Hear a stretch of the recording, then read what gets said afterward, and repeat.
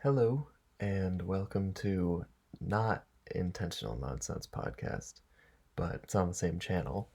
Um, it's just me, Brandon, and I wanted to do kind of an album review of Gigaton by Pearl Jam. And if that's not your thing, then you know that's fine. But I just personally wanted to do this, and it wasn't. I was going into stuff that wouldn't make for a great segment on the podcast since it's more in depth, and it won't really spark much of a conversation. And so, yeah, I checked with them, and this is fine to do, and I'm happy to do it. So, Simon also wanted to do something about the NBA, so look out for that. He might make that. I don't know. That's also a solo thing he might do. Anyway, I got some notes on my phone here. I'll tell you right off the bat that this album, um, it's a solid album, but it's definitely not anything to you know go crazy about or stick in your mind about, because it's definitely a transitional album. You can definitely hear new influences, and possibly new ways that what they want to go with their music, as well as their roots in it. So it's definitely, I don't know if they try to do it on purpose, but they're kind of pleasing both sides of oh, just go back to grunge, but like also we want to evolve. Um so yeah, it's solid, nothing groundbreaking, but you can hear that they're progressing and evolving, which I think is cool. Um but yeah, like I said, there's definitely a mix. So basically, there's songwriting on their more grungy stuff, is very riffy, and it has a lot of solos, like long ending solos, like maybe not as long as a live off 10, but long ish solos like that for a few songs. I think that's definitely a callback to where they started with grunge and stuff, and I think that's pretty cool. Um, and that's definitely appreciated for someone who loves 10, and that's one of my favorite albums of all time.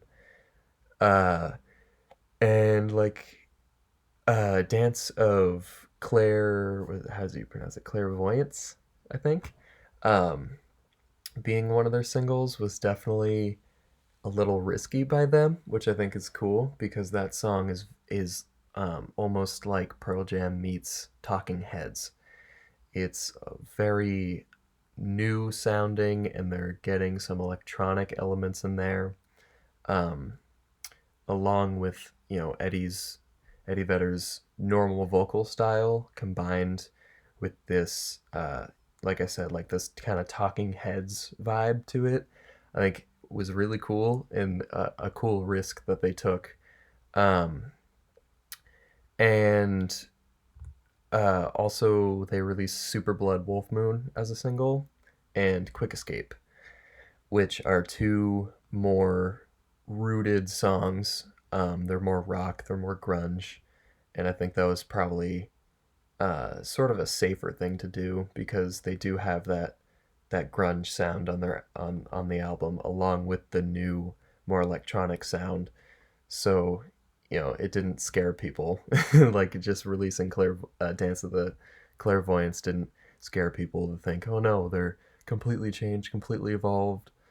Um, so yeah, and my next note is that Quick Escape and Super Blood Wolf Moon, both of them have some of the best solos from Stone that I've heard in years personally. Um, I mean, I listen to a lot of metal and rock and stuff, but still, some of those solos in that. It's really refreshing to hear because you don't hear too many guitar solos as much as you used to back when, again, 10 came out. I'll probably keep referencing that. Um, so that was pretty refreshing to hear some good, uh, just upbeat rockin', but still feelsy, kind of feelsy bluesy solos. Um, Come Then Goes was the only acoustic song on the album, which I was a little surprised about. I thought they'd have, at least two, because they get a fair amount of hits off of acoustic stuff, such as like Daughter um, was, one of their biggest well known songs, and that's acoustic. And they have other ones that feature acoustic for like half the song or whatever, full acoustic. Um, and, like I said, I hoped for a little more, but it was, I thoroughly enjoyed that one. Um, I think it was a good choice to put at least one, but like I said, I was expecting a little more. And the was first half of the album was a really good showcase of just how they can still be just a kick-ass grunge band, but then they're also saying, hey, we can evolve too, and we can execute it very well. All their newer sounding songs um, are executed very well with those electronic sounds, which is something that for a transitional album you don't always get, because like I said, it's transitional. Like they're trying out new things, but for trying out, they definitely executed very well on those. And the second half of the album was a little slower, and but it was very pretty, as some of the songs as Retrograde and River Cross, um, which was a nice touch to still, you know, some of their records that they've made have, gorgeous songs on them. And it was just overall, the whole album was a good showcase of we can do grunge, we can do newer stuff, we can do pretty stuff, and we can execute it all super well.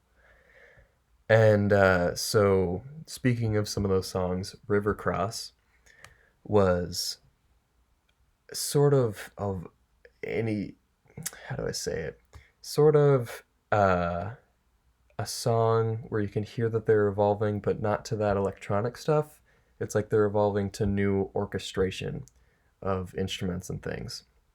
Because, you know, when's the last time you've heard kind of like an 1800s sounding organ on a Pearl Jam song?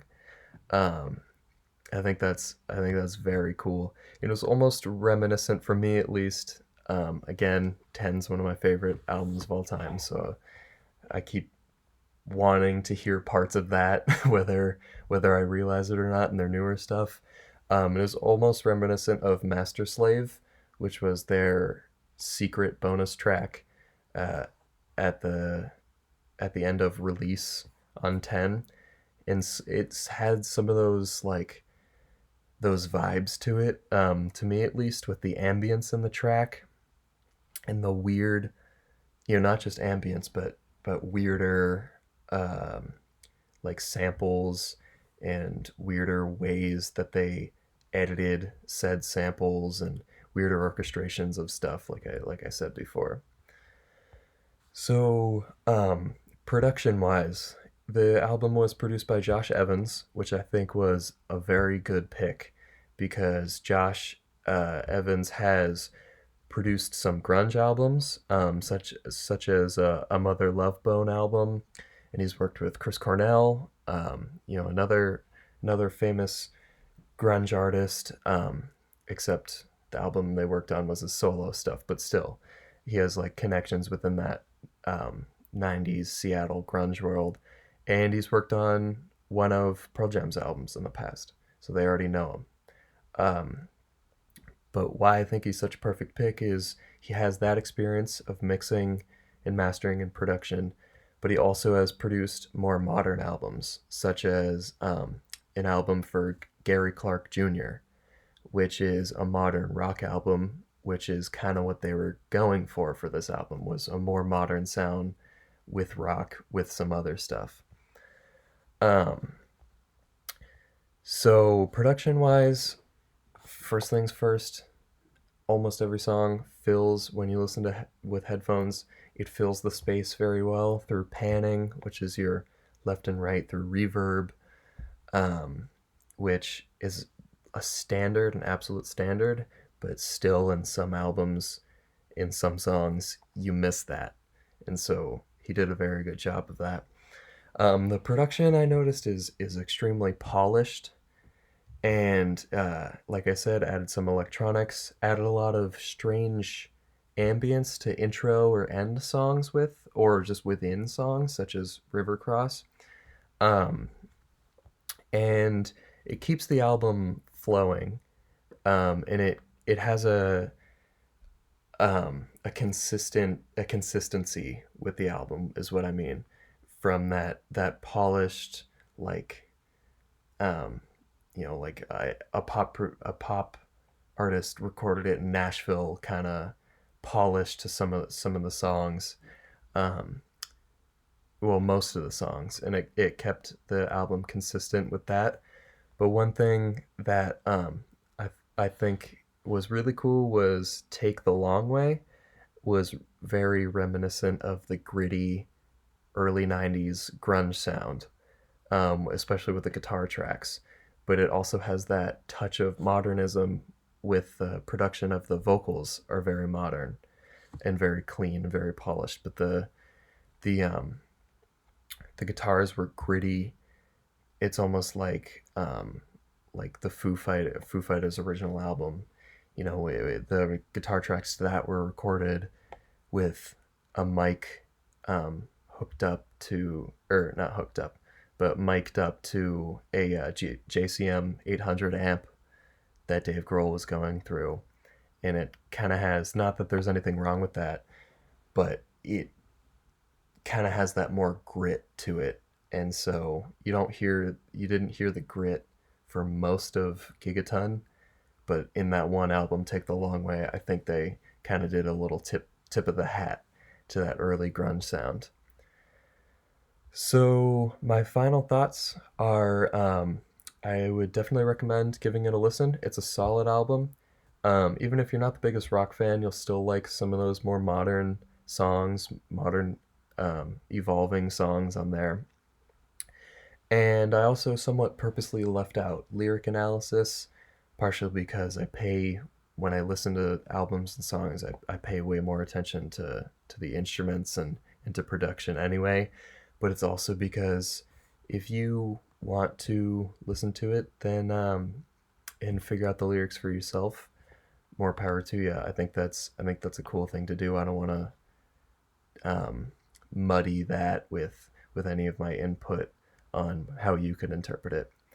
But anyway, I definitely recommend giving it a listen. I think I'd give this album a 6, a 6.5 to a 7.